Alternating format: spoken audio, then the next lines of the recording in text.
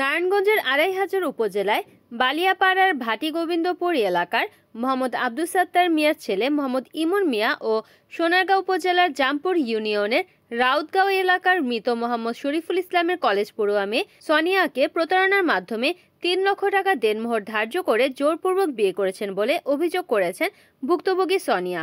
৭ই মে বুধবার সকালে সোনিয়া আক্তার স্ত্রীর মর্যাদা পেতে মোহাম্মদ অনিক মিয়ার বাসায় অনশন করেন। খবর পেয়ে ঘটনাস্থলে সাংবাদিক উপস্থিত হলে মোহাম্মদ ইমন মিয়া পালিয়ে যান।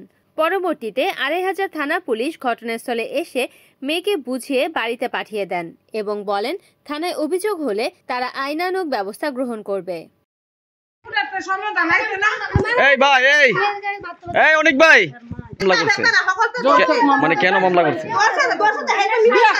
মামলা করছে ছেলে বিয়ে করছে এই কয় বিয়া করছে তো করছে মামলা তাহলে মামলা কোর্টে যাওয়া তাও তো আমি যখন কলেজে পড়ালেখা করতাম আমার পয়সা ছিল মামলা বলছি যে না আমি এটা বিয়ে করব তো ফ্যামিলি যখন নিয়ে গেছে তখন ওর ফ্যামিলি যেহেতু রাজি না আমি বলছি আমি বিয়ে করতাম না।